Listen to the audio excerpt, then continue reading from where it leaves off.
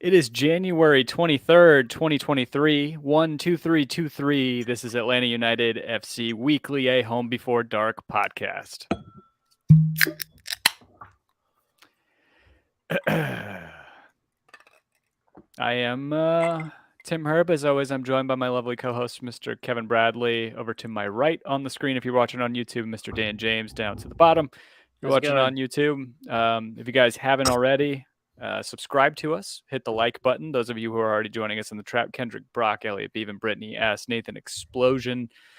Make sure you guys hit that like button. Helps kind of circulate, hit the algorithm. I don't know if it does anything. It would be awesome if it did. And we appreciate you guys tuning in each and every Monday night. We're back for a second week of season 7 of Major League Soccer and talking Atlanta United FC.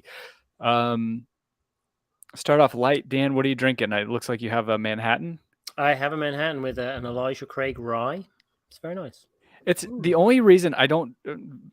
if you guys are regular listeners, you guys know me, I don't drink. So like the only reason I know that's a Manhattan is because I know Manhattans look like martinis, but they're brown. Right? That's right. Like, yeah. And then Kevin's drinking Elijah Craig 60 year. Yeah. That's the 60 year. Yeah. No, this is it is a single barrel select, so it is an 11 year. So I finished off the bottle of that tonight. Damn. Good job, Kev. Well done. And I have Atlanta's own cherry vanilla Coke Zero, as I did last week. I'm just continuing the streak. I just need more caffeine. More caffeine in my Do they do sorry, go ahead. Do they do orange vanilla Coke They Zero? used to. They haven't. I think it's a seasonal thing now, and I don't even think it's like a yearly seasonal thing. It was like a regular. You can get it in the freestyle machines, but that's basically everything you can get in the freestyle machines. But you can't. I don't think you can get orange vanilla Coke Zero in the grocery stores on a regular basis, even in Atlanta. That's my favorite thing to drink when my blood sugar goes low from a diabetes. Diabetes.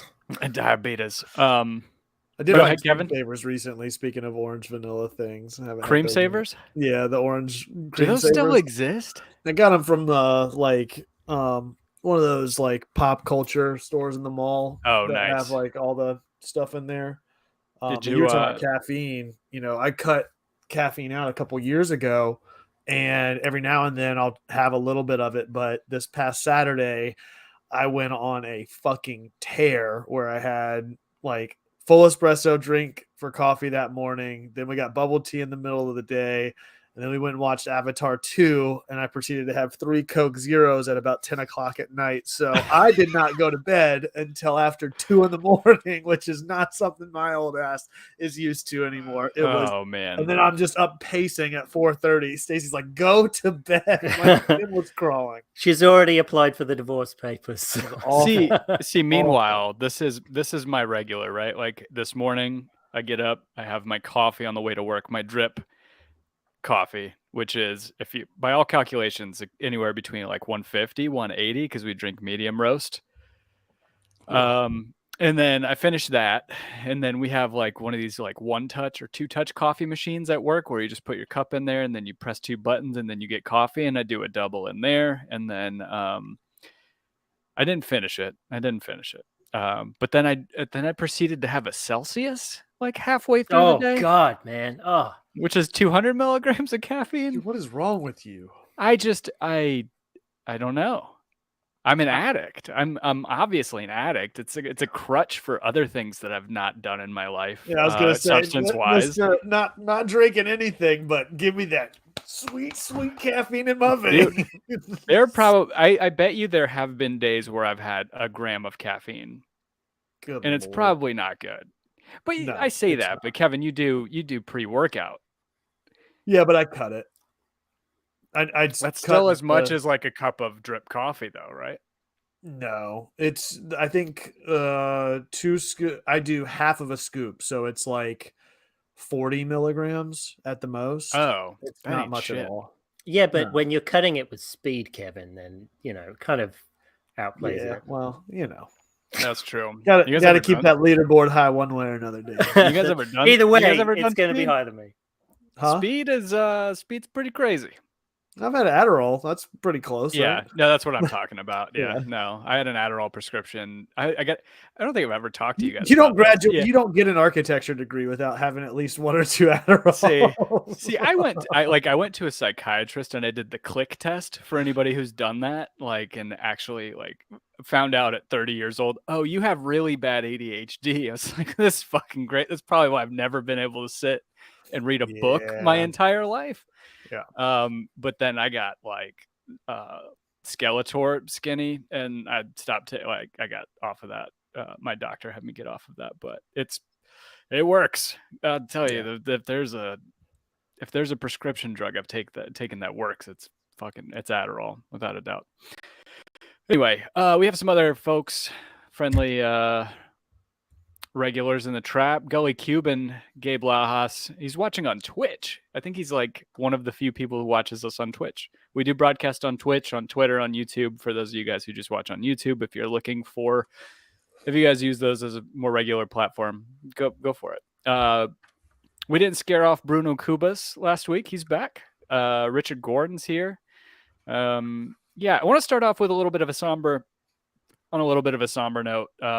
I'd be remiss if I didn't mention the tragic passing of Atlanta United, one of the Atlanta United founding member players, Anton Walks, in a boating accident in Miami last week, which was really rough to take because he's 25 years old, by all accounts, just a stand-up guy, really good dad, just a good person. Everybody had nothing but great things to say. And he left a lasting imprint on the fan base and just on the team in general. I had nothing but fond memories. I missed the guy. We could have, obviously, I feel like we could have used him the past 2 years. But yeah, anyway, I just want to pay tribute to Anton Walks. Yeah, it's kind of tough. Yeah, it was really rough. I've got my Anton Walks, his Portsmouth jersey. Hell yeah. But yeah, that was really rough. I mean, he was such a fan favorite. I mean, part of the inaugural squad. I was trying to find out if he played in the inaugural game against Red Bulls, but I couldn't find that out in the end. But yeah, what a great guy. I mean, he was such a surprise. He'd be contributing with a whole bunch of goals right in 2017. And then again, he was the highest goal scorer in the Unity kit, in Kevin's favorite bacon kit. So yeah, he did play. He scored an own goal in our opener against Red Bulls. Best fucking own goal I've ever seen. Yeah, exactly. Yeah. I couldn't believe that when I read that. I mean, to your point, Tim, all the journalists who have talked to him, all his teammates, past and present, have said how much they loved him. So it really sucks. I hope my heart goes out to his wife and his daughter. That's, to me, to be honest with you, as a dad, that's the saddest part for me. Yeah, it's tough. It's tough, and it's one of those things that it's even though he's not with the team, it's like this weird part of everybody in the fan base is now gone, even though, like I said, it's not like he was an active part of the team, but everyone has these lasting memories of his time here at the club and what he contributed and what he contributed to fans' lives, much less his family's lives. And it's just weird, man. Like you said, it's just, you never expect something like that to happen, and it happens every day to people all over the world. And you just forget how much of an impact everybody has on everyone around them, especially people in fandom and in sports, and how much of a difference they really make to just the world around them, whether they're there or not there.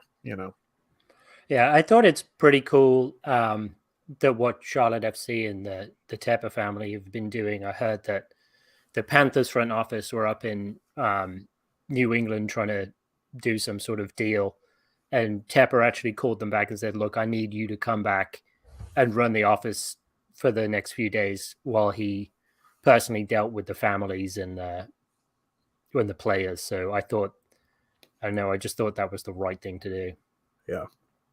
Yeah, 100%. This is it's crazy. The first thing that came to mind, I forget the baseball player's name, but this is the second time that a boat crash has taken an athlete's life in the past couple of years. There's been a few Marlins pitcher. There's been a in few Miami. college kids too. A couple college kids have. I think there was a A&M player a couple of years ago that passed away that way, and yeah, it's scary, man. Yeah, it's rough. Yeah, it's yeah. Anyway, I just wanted to. I know it's obviously a somber note, but nothing but the fondest of memories of Anton Walks. Fucking loved that guy on the team. Yeah. Yeah, it's And like you said, just a great reputation, great standing in the community. Nobody ever, just nothing anyone has ever said negatively about him or his character, and certainly gone way too soon. I don't think the team would have brought him back. Yeah, if that were the case, yeah. Yeah, I mean, remember how bummed we all were when he got exposed and Charlotte took him in the expansion draft, and last year we could have really done with his type of personality in the locker room. Yeah, and now he would fill like a gaping hole in our lineup. Like it just that never sat right with me, and I think it's one of those roster moves that kind of gets overlooked as an egregious mistake, I think, by the front office. Just seeing like the turn of events that have happened at that position since then, and thinking about who we protected versus not protecting him in that draft, it was just really, it never made sense to me, that happening. And I feel like the same thing happened with, no, maybe not. I was going to say the same thing happened with Brandon Vasquez, but we traded him before the draft, I think. But anyway, yeah, it's yeah. Yep. And then obviously we talked last week. I'm good to switch if you guys are. I know it's not going to be a natural switch. I think it's good to like bookend it so we can move on. I mean, the whole community's been really supportive, I felt, of Anton and his family and each other. Yeah. So. Yeah, 100%. I mean, here's to you, Anton, and yeah, hopefully when Atlanta and Charlotte meet later in the year, that obviously that we'll win, but I'm sure he'll be there in spirit, and they can do some sort of like memoriam to him. Yeah, there's not gonna be a dry eye in the house when that happens. Yeah. But to stay in the same geographic area, we talked about it last week. Seemed like the writing was on the wall, the rumors were all swirling about, and then finally it happened after we recorded last week. But Josef Martinez is plying his trade down in Miami for the 2023 MLS season, and it's been weird on the internet since then. Like it's been real weird. Like I don't know. You guys sent me that. I don't remember if Kevin, it was you or Dan that you guys sent to the chat, but it was the tribute video. Yeah. And I had posted that like crying behind the mask, like I'm okay thing on Twitter, because I was like, this is just business. And I'm like, oh, fuck, this is hard to watch. Like this is really tough to watch. Did you see the one today about all the Inter Miami Academy kids recreating his celebrations? And I was like, are you fucking serious? I mean, I love that the kids are all into soccer. I love that they're excited that he's there. I love that they're doing that. But at the same time, I'm fucking outraged. I mean, he hasn't even played a minute for Miami, and you're imitating his goal celebrations that he did at Atlanta United. They're our goal celebrations, not yours, you 10-year-olds. It's like, gosh. And another thing, are we still talking to Gabe? I feel like we need to kick him out and shadow ban him from the trap, because in the Slack, it seems like it was all his plan to get Josef in Miami. Yeah, that definitely seemed to be the case. And Gabe was like, oh, okay, well, I guess I have to change allegiances now. Yeah. I have to change. So in our Slack channel, Gabe posted a photograph with his Miami Heat jersey, which was a pretty sweet jersey, and meeting Josef. But yeah, damn it, Gabe. Yeah, I don't know, Kevin. Like, I know we talked last week essentially about how we felt about everything and like moving forward, and I think we made all that pretty clear. Did any of your guys' emotions or Kevin, your thoughts about the move change once it actually like pen was put to paper? And No, I mean, if anything, I think my feelings about the necessity or the ultimate benefit that the club will end up having as a result of his departure has not changed or wavered at all.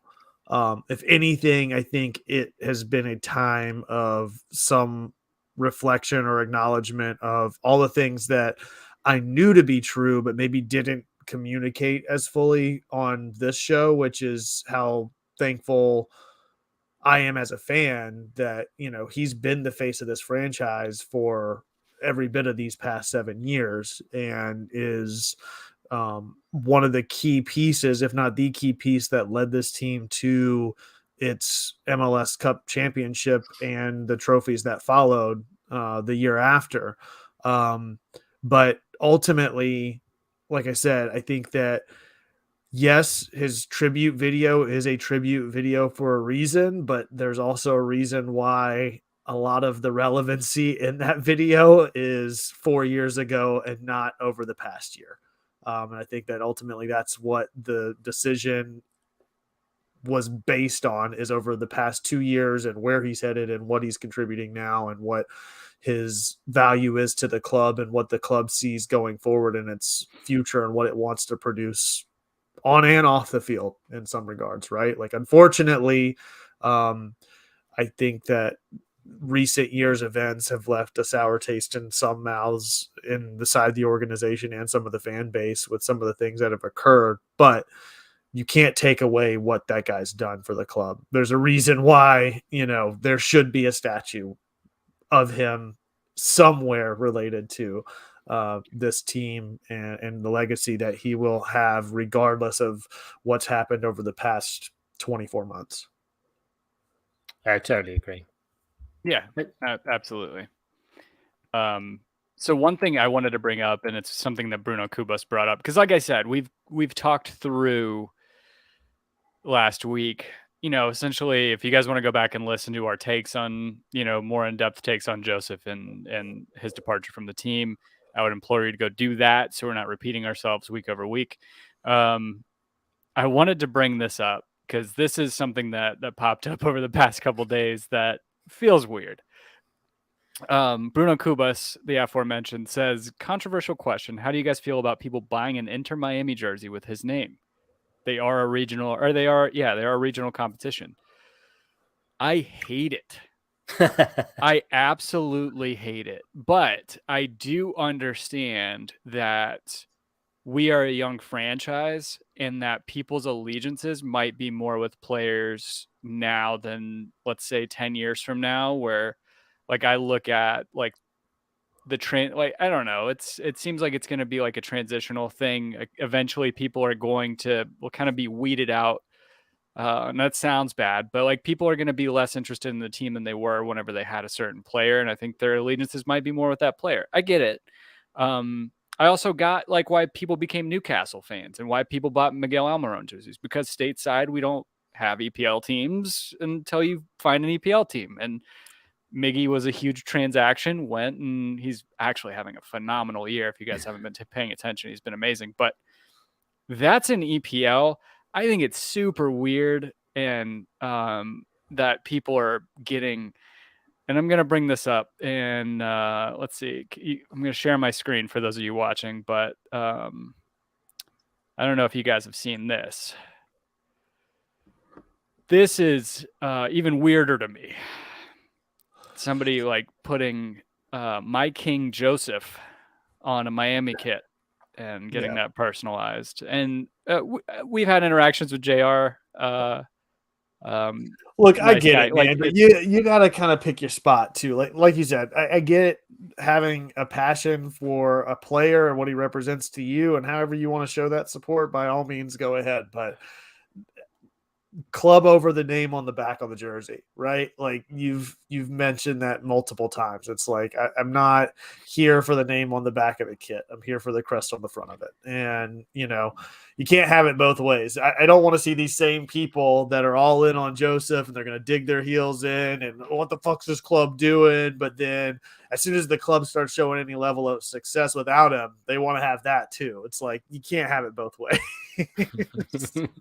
Yeah, I just think it's weird. I think for the reason that Bruno brings up, it's like it would be even less weird if he was going and playing at LAFC or something like that. Let me ask you a different question. Let's think about this a different way, because I think we're too close to this situation with Josef and with Atlanta United. What about people that support LeBron regardless of where he's at, or Jordan regardless of wherever he was at? I'm not saying that Josef Martinez is on the caliber of those guys who have won, multiple trophies and have been in leagues for decades at this point, but at the same time, I think that there's a relevancy in the fandom surrounding players in the way that American leagues promote them. I guess it's kind of the same for Messi fans, right? Like there's people that are going to be Messi fans over, whatever club he may be representing, and still support maybe one of his previous clubs along the way. This is not isolated to just Josef Martinez. We see it all over the place with teams and players all over the world. Yeah.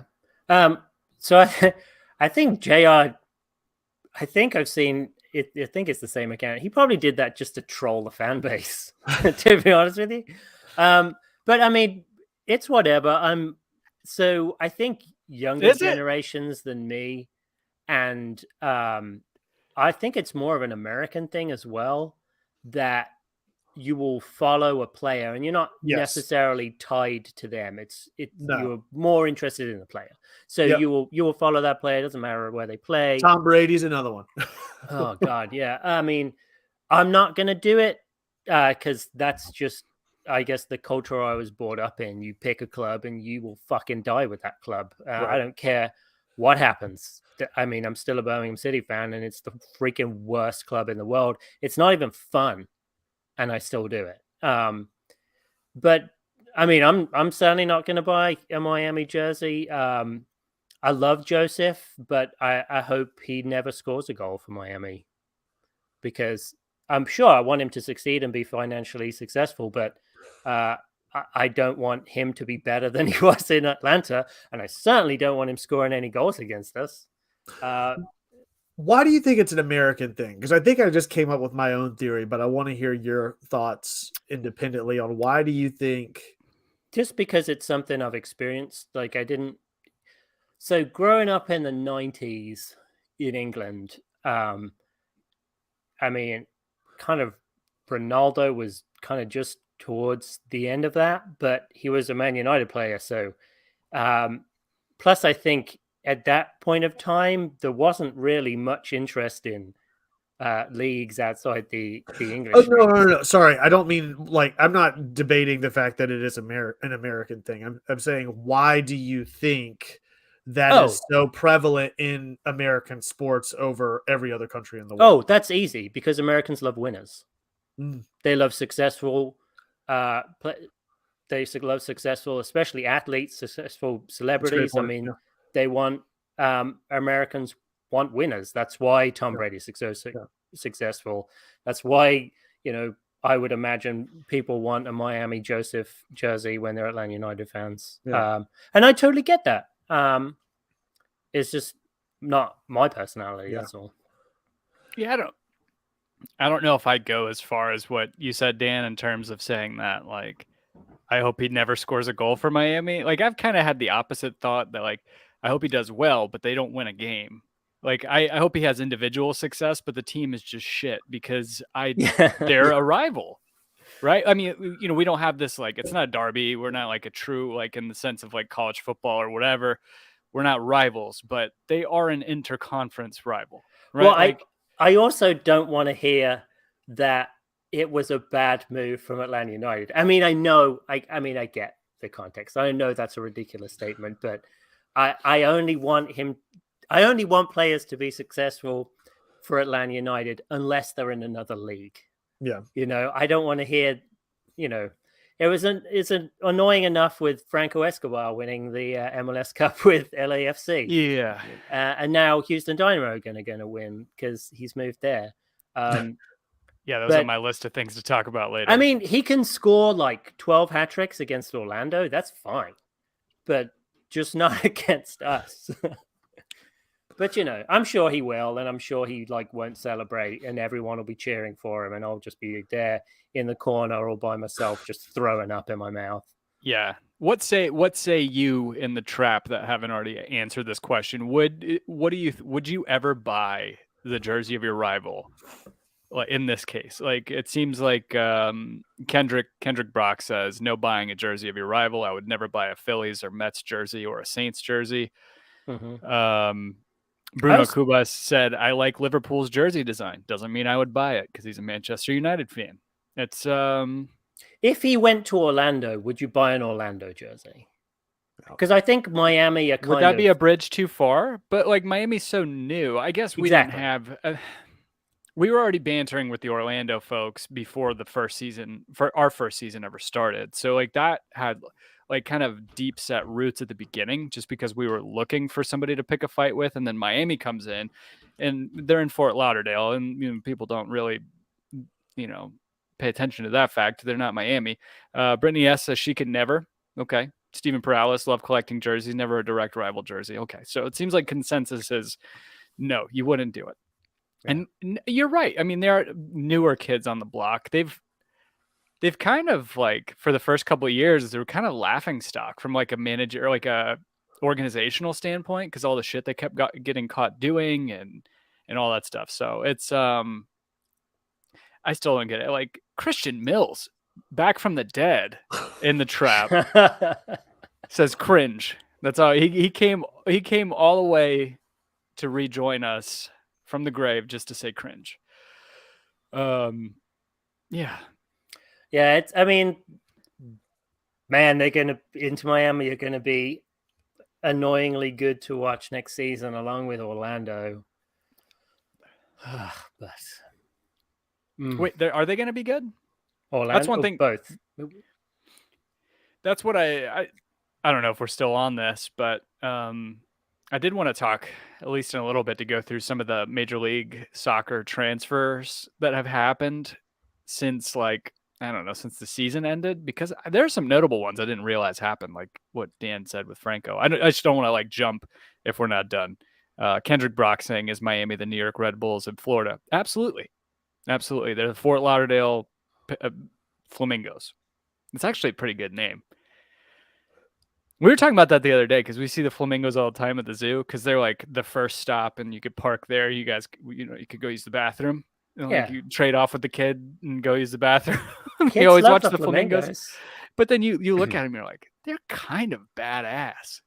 Like they have these really intimidating beaks that could definitely do some damage. Like they're big birds.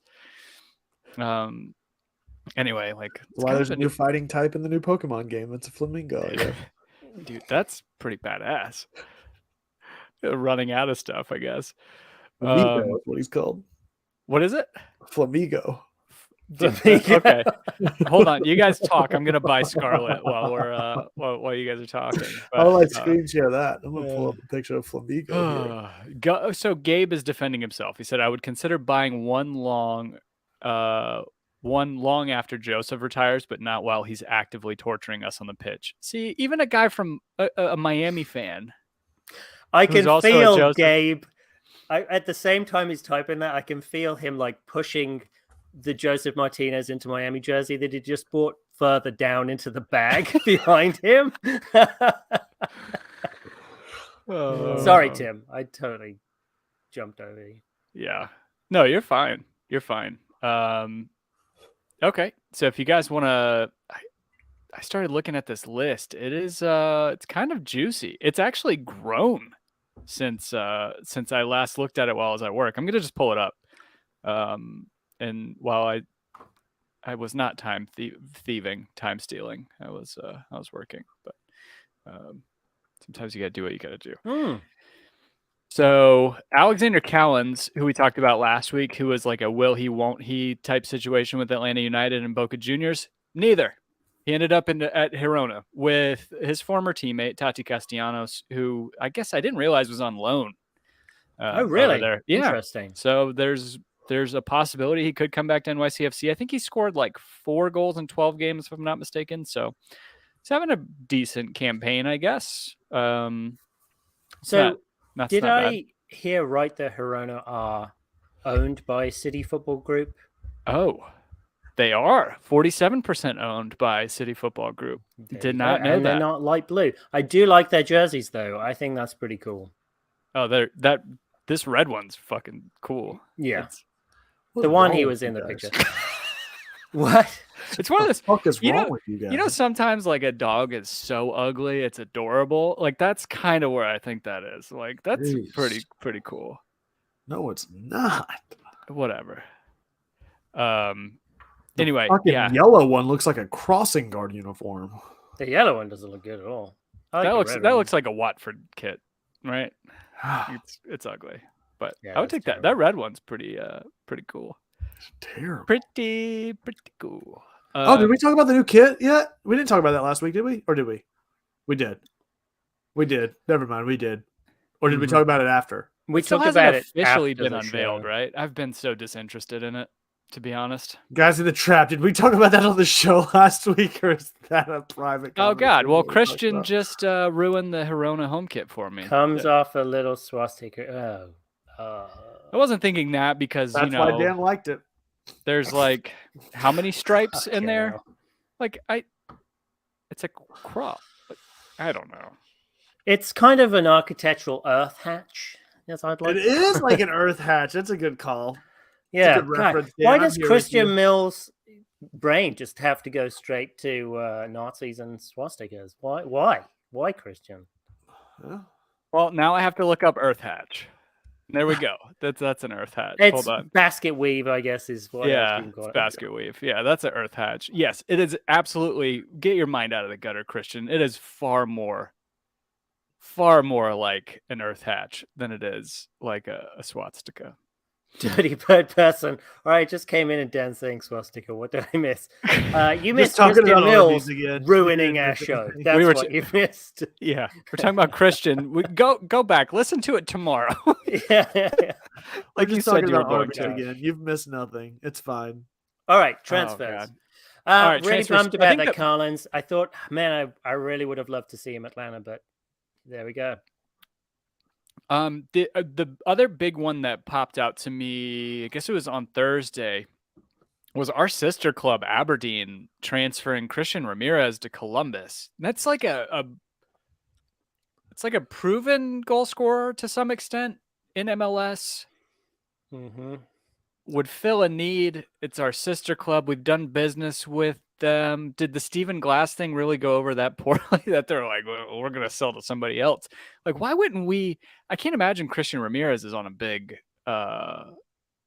salary, right? Like, it just seems odd that we wouldn't have gone after them or gone after him. I was kind of disappointed to see that. Maybe the Georgios Giacomakis thing has more legs to it. Because apparently Urara have not got a deal in place with him as previously reported. So when's the window close? End of January. I just Google imaged Giacomakis and there's a picture of his shirt off. Dude, he is gonna be a massive thirst trap, but not like pretty, as in Parada, but as in like heavily muscled with a massive tattoo all over his biceps. If he comes to Atlanta, man, that is gonna be, man. His abs, Parada's abs. Who else's abs were we talking about last week? Oh, I don't remember. Oh, Liver I King? remember. Yeah, Liver King. Olivier Giroud. Oh, Was that it? Giroud, that's right. I thought we were talking about Liver King. That was it. And the 7 ancestral tenants. No. That's it. That maybe it was that, Tim. 'cause- Yeah, I think that was it. Sorry.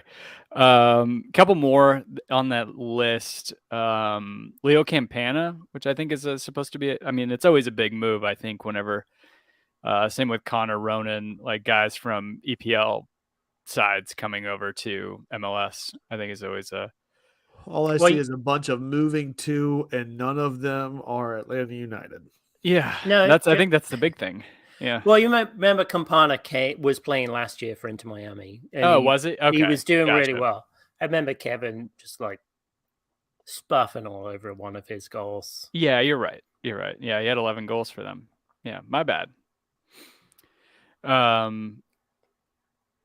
Yeah, Jake Mulroney's gone, going to play in Ireland, which is a little Going back home, huh? Yeah, going back home. John Duran, who was like, I've never watched him play, but I think he's up there with like record transfer fees for MLS players. Yeah, he's 21 million, I think, is what he transferred for, if I'm not mistaken, to Aston Villa. Yeah, young Colombian striker playing for Chicago Fire last year. Scored 8 goals. See if I could find that transfer fee. What was it? Yeah, it was a big one. It was. I don't know if it's been. Oh yeah, 16 million euro. That's pretty big. That's a pretty big deal. Yeah. So, who else? Who else do we got on this list that we didn't talk about? Franco Escobar. That was the one that you brought up, Dan. That I didn't realize he moved to Houston. Another point of need where he could have come in and played center back for us, and we didn't bring him home. We didn't bring him back. And maybe it's just relational. Like it's just one of those things. He's not. Right. He's not. I don't know. It's disappointing though. Super disappointing. Well, sometimes it's just. Have you ever like worked at a job and then you've gone away for a period of time and then you've come back to the same job and you're like, oh, I didn't realize I was kind of done with this job. Maybe it's kind of like that. But I loved Escobar. I have his name on one of my jerseys. I'd have been happy to see him back in Atlanta. Yeah, I agree. Yeah, I'm just looking at this list and there's so much help that I think that we could have gotten from guys like, I don't know, like, I mean, Tajuri Shradi's never healthy, but whenever he is healthy, he's super impactful. And he's going over to play for Ammonia. What was that like it's a Cypriot team. Like, I don't know, man. There seems to be so many guys in here. I'm like, I would have taken these. Oh yeah, I'd have taken Tajuri Shradi. Yeah. Well, he kind of had a down year the past two. Because remember when he was at LAFC, right? No, he was at NYFC when he did really well, and then I think he moved to. He moved to LAFC. Montreal? No. He went to LAFC after NYCFC. It looked like he only played 6 matches, okay, and then he got transferred to New England, and then he's gone. Didn't Shradi used to play for Montreal, and he did that? No, he didn't. Mm-mm. Oh, it was another guy, began with an H, and he did that ridiculous, like, from off the back of his heel chip over, I think it was Alec Count at that time. Was it? Yeah, you're talking about Jackson Hamel. Hamel. Yep. That's the guy. And then speaking of Montreal, they had some pretty big transfers out that I didn't know about that happened at the beginning of the year. Alistair Johnston going to play for Celtic. Ismail Kone was another. Let me look up his transfer fee. He's the youngster. He's 20 years old. He's playing for Montreal, and he went out for $8 million to Watford. So, wow. Georgi Mihailovic, which I think is fantastic. He's getting out of MLS. He's going to play for AZ Alkmaar in the Netherlands. How old is Geordie? He is 24, if I'm not mistaken. He's 24 years old. So like, kind of put up a shut-up time for him to get into the national team setup. I feel like he's one of the most underrated American players. Dude, because 100%. I mean, he ran that midfield in Montreal extremely well for years. 100%. He was very good. He's always been a really promising player. I think he's great at creating. Here's one that I didn't realize again.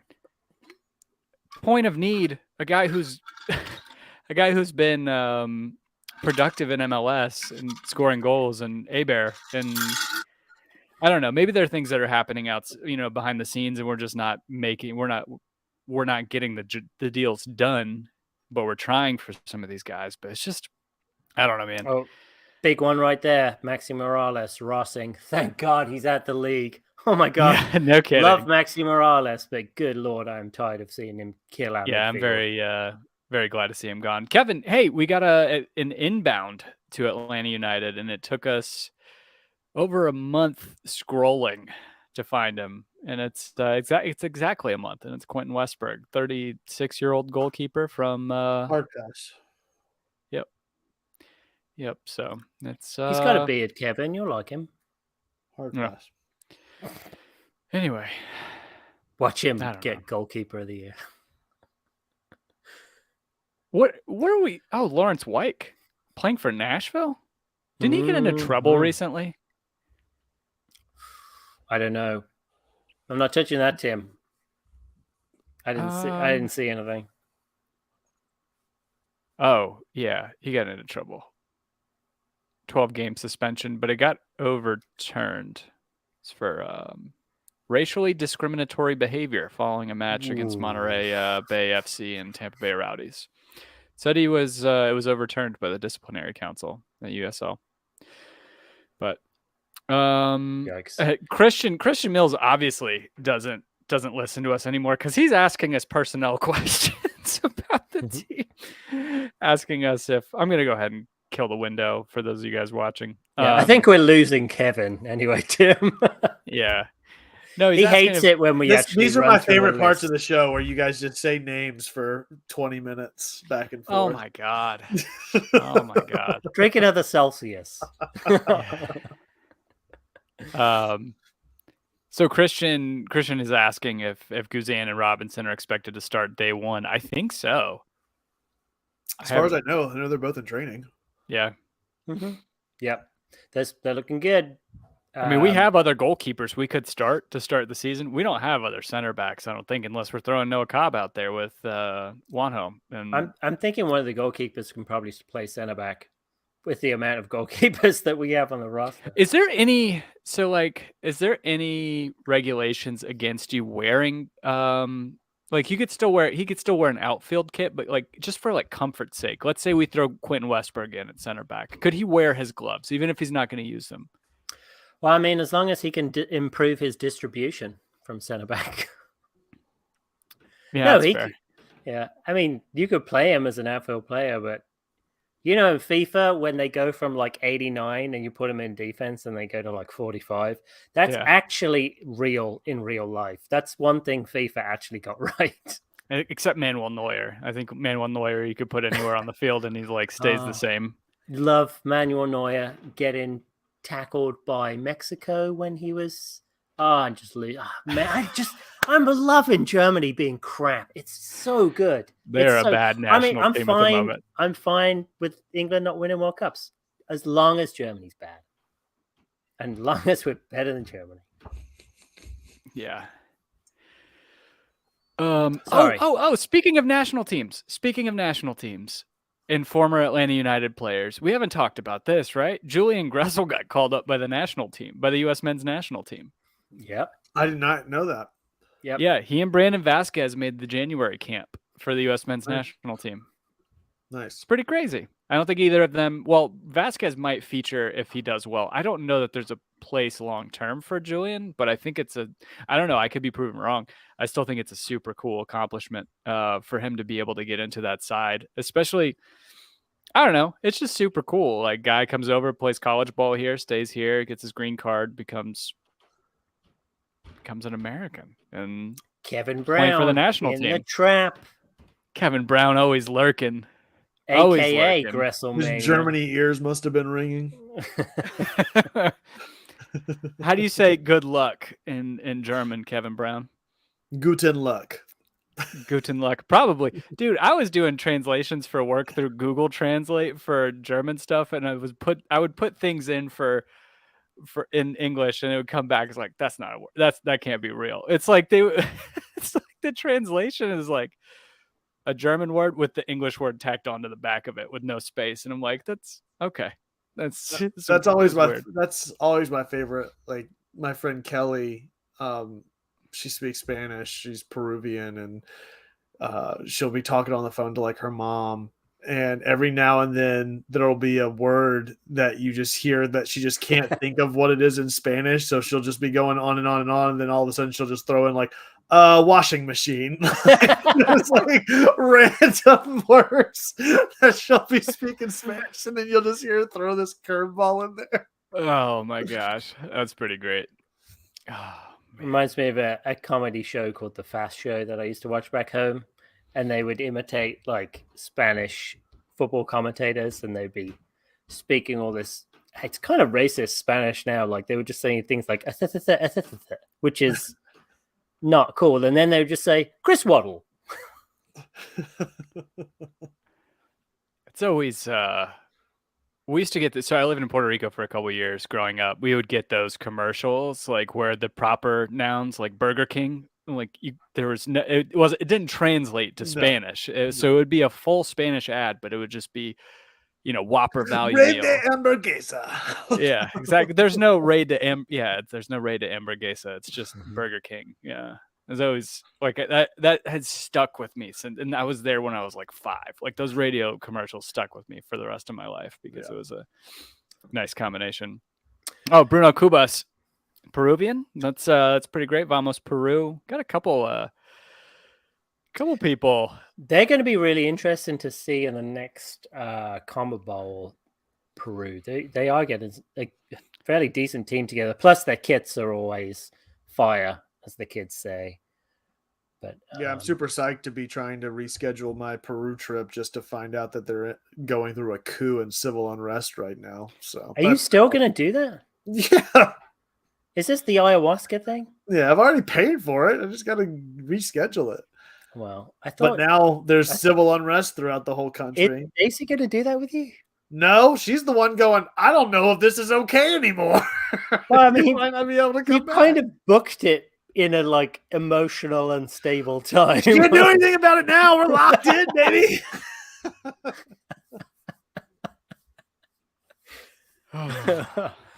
Oh, fucking hell, Kevin. Please be careful.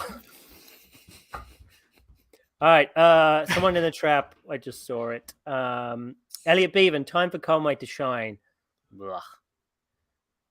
So Garth Lagerwey, did you listen to that Doug Robeson's podcast on Garth Lagerwey? It was actually really good. Listen to Doug Roberson because he's talking to Garth Lagerwey. Does he even have a drop-down menu on his podcast? I doubt it. I think he just talks into a microphone and then he sends it to the AJC and then they sort it all out. But it was a really good interview. But Lagerwey was talking about how, and Kendrick kind of mentioned at the trap at the start, how we may be burning a DP spot on a player that's loaned out, potentially Moreno or maybe even Barco, to help with the TAM situation, and then be bringing in a potential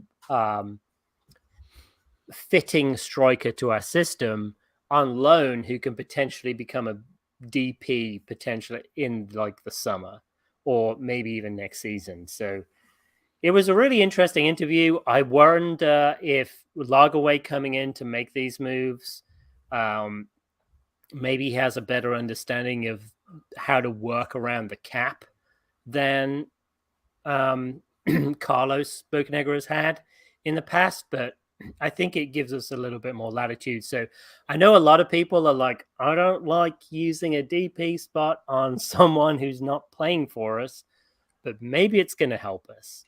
And I kind of feel like going into this next season, surely nobody's got expectations for this season. I mean, would you say, looking at the roster now and the lack of transfer rumors, even though Lagerwey in the past in Seattle has liked to keep things very, very close to his chest, but there's nothing coming out of South America or any other agents, which is a little bit strange. Apart from the oh my gosh, I'm going to butcher his name every time. Giacomakis, thirst trap, tattooed, muscled, bicep, ab guy. Are you talking about me again? No. I would have said Stingpunk Chicken if I was talking to you. So, I mean, I'm hoping. I mean, I'm trusting that we can bring in these players that can help boost our team. But surely nobody's got expectations of Atlanta United for this year, of even making the playoffs. Playoffs or bust. That's what I'm saying right now on this show. That's because I love you, Tim. I mean, playoffs, or I become an Inter Miami fan next year. That's it. Yeah. Said it. No, Georgia Revolution, because pro rel, or no, we need playoffs. No, I don't mind the burning of the DP spot if we can bring in somebody. So it's weird. I was trying to wrap my head around it because I was reading through what's. What? Sorry, I was just reading Gabe's comment. What a fucking asshole! God damn it! Jesus. So Gabe was saying, I think we make a run all the way to the cup, and Josef will get a hat trick. Oh wait, this is an Atlanta United podcast. You know what, Gabe? No, he's not. He needs to be listening to Flamingos on Friday. Mm-hmm. Whatever that. Fort Lauderdale Flamingos. We'll have to get Gabe on when we play Miami. So I think that this having to burn a DP slot so that we can sign basically a DP guy with Tam is just like the icing on the cake of, or just like the bread on the shit sandwich that is the MLS like roster situation. Hey buddy, that's how we became friends. So it is. It's true. Shit sandwiches. MLS Cup confirmed. It's true. It's true. Side note, have you had the Little Debbie's ice cream? No, I haven't found it yet. Did you find it? I found it in one place, and then I was like, I probably shouldn't eat this. I'm just gonna make it. I've been churning out some ice cream in this ice cream maker we got for the registry. It's been next level. So we have seen in the past where guys like, I'm pretty sure Gareth Bale was on a TAM deal. I know Zlatan on his first year at LA Galaxy was on a TAM deal, because everybody's like, what do they have? Like 5 DPs? They had the Dos Santos brothers at the time. They had the French guy, I forgot, Alessandrini. They had him. Yeah, I was like, how are they affording him? There's something you can do.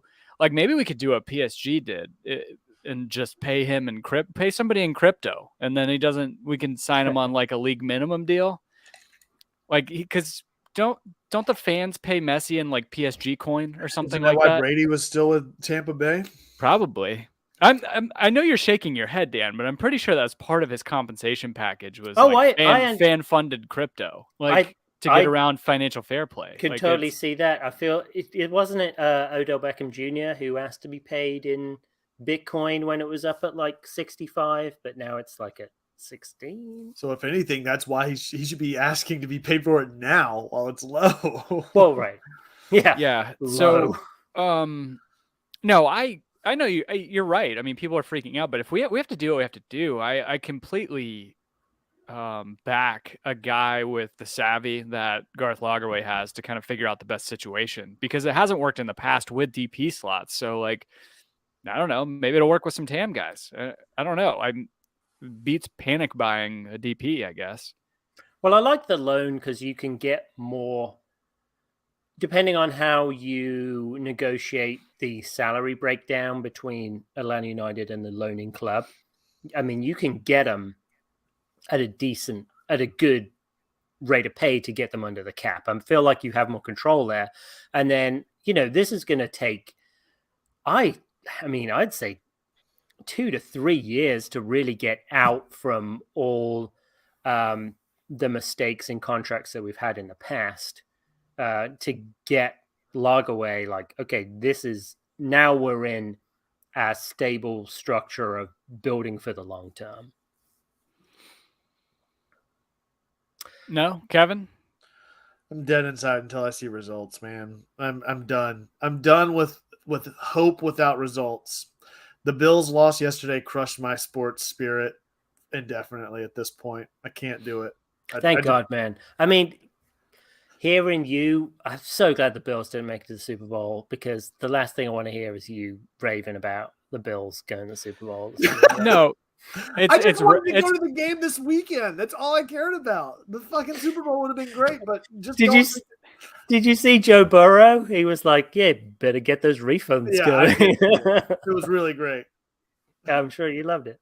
No, I think we have a decent enough sample size from all these years of Clemson to know that he'd be raving on Monday, terrified on Tuesday, raving again on Wednesday. Every team, I got to the top, and now I'm at the bottom again, and I can't ride the wave right now. I need something to lift me up between Clemson, Atlanta United, now Bills. I'm done. I'm done with sports hope until somebody gets into a position where they can prove me wrong. I'm sick of the emotional bandwidth I've dedicated to this nonsense. So you're not with Stephen Perales in the trap saying, "In Lager way I trust." I don't trust anybody, man.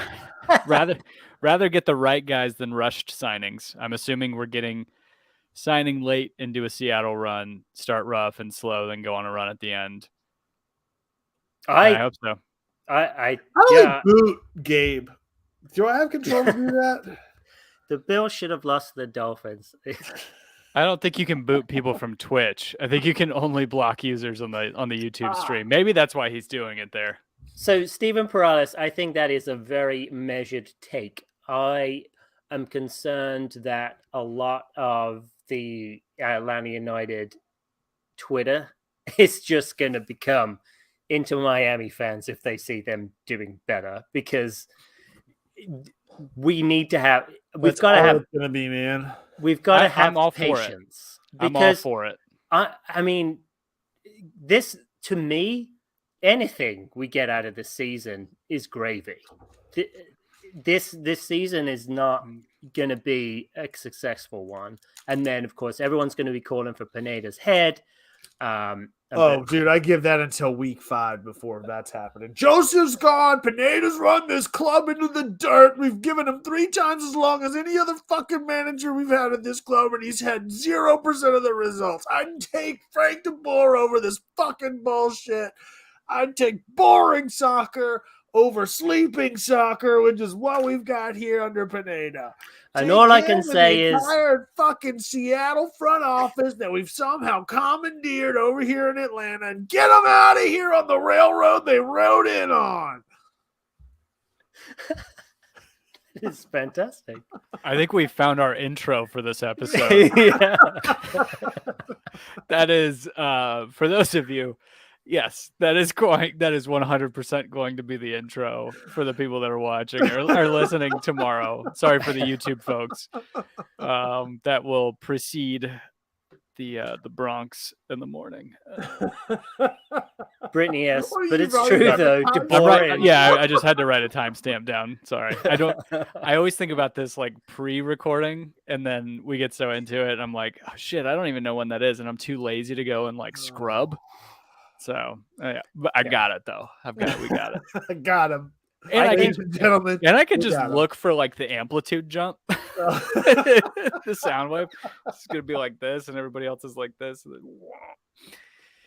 I think we'll see progress towards the end of next year. Progress. When maybe we sneak into the bottom half of the playoff picture and then probably lose the first playoff game.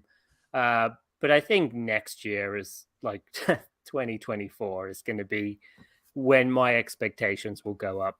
But Andy Watkins, I mean, Tata is free. I mean, God,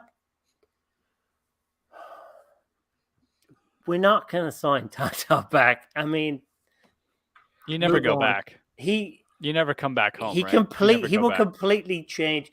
He will completely change everything to what he. Well, one, he's not going to come back. He blew up the pipeline when he left. Who they going to lose to, Dan? Miami? Like Atlanta United probably can lose to a fair amount of games next year. You know what? I think it's good. Weed out, leave nothing but true 17s. Weed them out. Yeah. Weed them out. I mean, I'm starting the gatekeeping train now. I'm starting it now. I love gatekeeping. It's my favorite thing in soccer. It's my favorite thing on the internet. Just call me Tim Trains.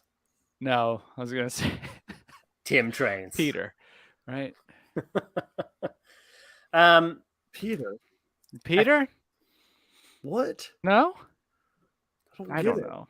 I don't know. What's that got to do with gatekeeping? I thought you said gatekeeping. What does that have to do with anything? I'm just kidding. I'm just kidding. Change the subject. After time.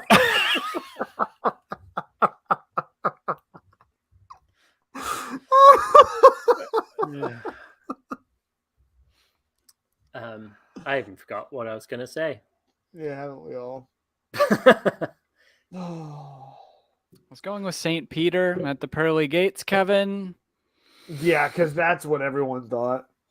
Yeah, Tim Trains is what I'm going with. Yeah. And I'm just going to keep repeating it until it happens. I'm going to make it a thing, Tim. I love how Chris Fillingham comes in, says, "Let the bodies hit the floor," and repeats it a couple times. No, he hit the bodies hit the flute. Then and then Elliot Beavan just like ended the show on a perfect note. Oh gosh. Yeah, I mean, so okay. Well, what are your expectations of this season, Tim, and then you, Kevin? I need to do a deeper dive into roster moves in the East because if like I look at NYCFC and I see that they're in a transitional year, right? Like you lose Tati, you lose Alexander Callens, you lose Tinnerholm. Wait, are you banking on the East just suck so we can I'm not banking. No. What I'm telling you is I need to look at other teams other than New York to see if other teams are down this year because I don't know what our team's getting cold, but that I don't know that it's not really happening for the other squads in the East. I don't know. My expectations, honestly, I just want to see some sort of cohesion develop. Like I want to see chemistry between the guys, especially the guys who are going to be here long term. I care more. It's funny we talk about the team aspect and people going off to cheer for Josef in Miami, but I care more about player development and player success this year to get guys like Almada out of here and to get younger guys like, we talk about Jackson Conway not being able to handle the heavy, workload probably of being MLS starting target man, but I would love to see him get thrown into the fire if we're not going to sign anybody and see if we have anything to work with there and to see him develop. I mean, so you said to get are you looking to get Armada transferred out for a good salary, a good 100%, like to maximize that transfer fee, because ultimately that's why you brought him in the first place, right? Is to win something, but also to turn a profit, right? Like in as like a farm team for this guy to develop or an intermediary between Europe. I mean, yeah, which interestingly enough is not going to be Lagerwey's goal.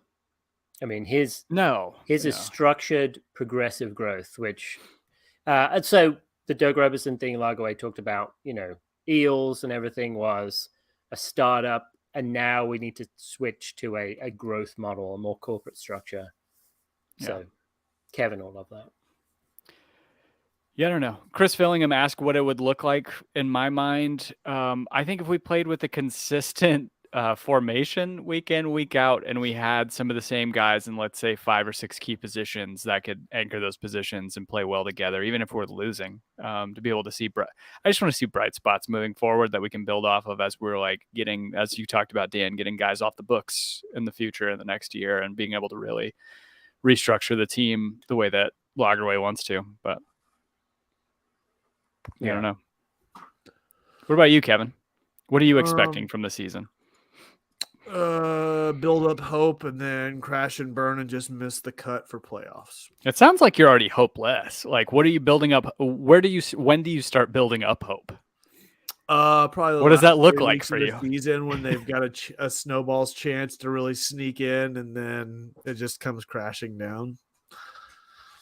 No, I think the team, it's hard to have much blind faith in what may or may not happen this season. Like, I just don't, there's too many question marks around the roster. There's too many questions around depth that defensive positions, which we talked about last week. I have no idea who's going to be our forward. Not only is our starting DP out, but also his backup is out. I don't know who that guy is now. I don't think Conway's the guy. I don't know who the hell they're going to end up signing in the next 2 weeks before the window's closed. If they get somebody temporarily, how do they mesh with the team? So there's too many fucking question marks for me to have any blind confidence this team somehow figures it all out in the month we have before the season opener without somebody in training now trying to build that foundation.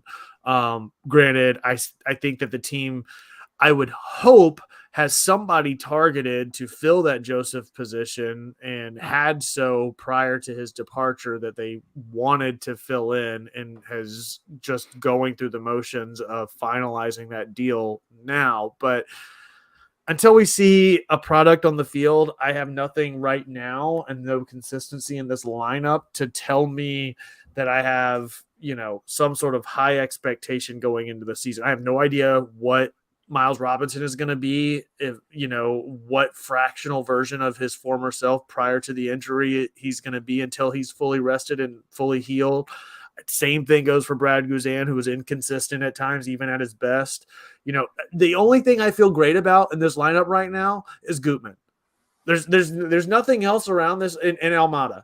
I mean, there's nothing else around this team out of the other 9 positions around those guys that makes me say, yeah, we're definitely on the path to getting somewhere this season. I just don't know that I can confidently say that the team is headed in that direction. I think that they've laid the groundwork to potentially fill in those positions to build that up. But right now, you've got a slab on the ground and no walls going up around it, in my opinion. Yeah, I worry about that we're going to squander Almada. And maybe that just can't be helped in terms of our building and the strategy that we do. And maybe that's unfortunately just a consequence of the method that we have to go through. But I think if Almada makes it out of into the second half of the season, I think that's a huge win. But I don't see him surely at the end of the next season. He is gone if he's not already. Which makes me really sad because, I mean, he is the guy we want to build around.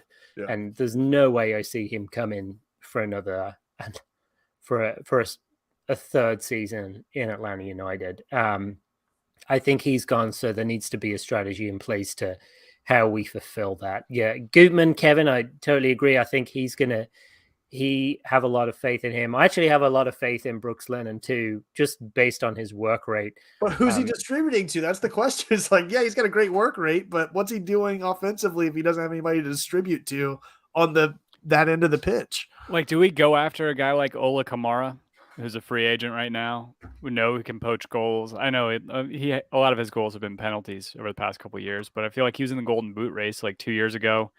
I don't know if he's getting up there in years. I don't know what he is. He's 33. Don't sleep on Georgios Giacomakis if he comes. I mean, he scored. He was almost at half a goal a game in the Eredivisie in the season that his team got relegated. So, I mean, he's a proven goal scorer if he comes to Atlanta United, of course. And it seems we're in the race for him. So, if he comes in, I mean, I don't expect him to be a DP, but he could be someone who can actually put away goals. But yeah, that's fair. I mean, there are guys, according to Transfer Market, that are decent MLS strikers who are free agents right now. It's just, do any of them make sense to bring in? No, because none of them are permanent fix.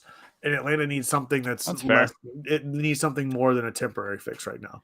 We need something because, to Dan's point, Almada is going to be phasing out in 1 year at the most. You need somebody that's going to be a permanent fixture for more than a season. You don't want to go into next season not only having to replace Almada, but also your forward.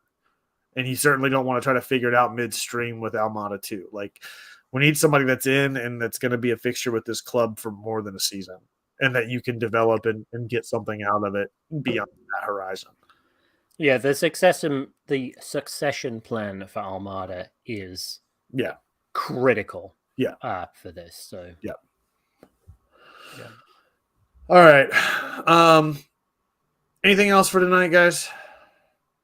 I don't think so. I'm gonna be a no-show next Monday. I don't know if you guys. I haven't talked to you guys about that, so I'm putting you on the spot now. But whether or not you guys are gonna record, or maybe we Kevin maybe move it a day or two. Kevin, maybe we just take PTO on Tuesday and we have a grand old show. Just really blow it out. Right. No, I should be good for next Monday. But yeah, Dan and I will work that out, and we'll coordinate offline. So. Sounds good. Yeah, sounds good. Oh, whoa! Sorry, I didn't realize the amount for the MLS pass has come out. Apple TV. $15 a month. Yeah, have you heard that? Is it not just included with regular Apple TV? Well, if you're a season ticket holder, you get it for free. Yeah, pass. Are you still a season ticket holder? No, I'm not surprised. Fucking plastic. It's $12.99. When are you a season ticket holder again? Oh, I don't need to be because I'm above it. Because I'm not the one who canceled. Why would I be a season ticket holder or a member when I'm barely a member of this country? Why would you cancel my season ticket holder? Okay, for those of you watching on YouTube, I've shared the screen from MLSsoccer.com for the season pass. The pricing is if you're already an Apple TV Plus subscriber, it's $12.99 a month or $79 a season, or $99 a season if you're not an Apple TV Plus subscriber, and $14.99 a month. All right, to me, $80. Take my money, Apple. Take. I think $80 is pretty fair. Even $100, I'd have paid like. Agreed. 200. Yeah, it's the software as a service model, right? It's like give you a pretty good deal if you go all up front. Mm-hmm. Yeah, so I think that's a pretty solid deal, especially for those of you who are already subscribed. Speaking of, there's some good shows on there, and Ted Lasso seems to be coming back in spring. Yeah. So it's exciting. We're halfway through. I guess that's for another time. Been watching Bad Sisters. I don't know if you guys have watched that, but it's a pretty solid show. Nice. Have you been watching The Last of Us? No, haven't. Oh, we're gonna start it this week. It's great. I mean, I played the games, but on the far superior PlayStation console. But the TV show is really good too. I'm just gonna hold my Xbox controller while I'm watching it and pretend that I'm playing the game finally. Mm-hmm. It's actually got spores in it, Kevin. So yeah. All right. Thank you guys so much for tuning in with us. You can find all of us in different places. Tim, where can they find you? You can find me at Tim Herb, where I'll be slinging cutting boards for purchase on Instagram. Sorry, I didn't even mention it's on Instagram. It's Insta, Tim Insta. Mm-hmm. Dan, what about you? You can find me on Twitter at DNJMS. Oof, look at that end grain. Man. That's a nice cutting board, Tim. You can find me as well at The Architect. That's at _ARC. Number 1 TECT, both on Instagram and on Peloton. If you follow Dan, just go to the leaderboard. I'll be just above it. Not just above me, like a good amount above me. Yeah. Thank you guys so much for tuning in and hanging out with us. I hear you loud and clear, Mills. Definitely need to get Home Before Dark Golf Day. Oh, that was what we were going to do this week. I guess we'll have to table it for next time for our plans for the season. Still got at least a month before the season starts to get our plans in order for everything we want to bring to the show. So we'll try to circle up on that next week, as well as trying to do some season predictions whenever we've got Tim back and we can all be here for season predictions. So I think we need to do a Home Before Dark Top Golf Day. No. Golfer Paragon Day. Then we'll get. No golfer. Paragon. I vote Paragon. What's Paragon? It's cheap Top Golf. Up in Duluth. People don't need to know about this. Oh, yeah, you're right. Duluth. All right. Like thank you guys so much. We just Love go the hell out of bowling. you. We'll see you next time. As always, tag. be home before dark. Stop talking down.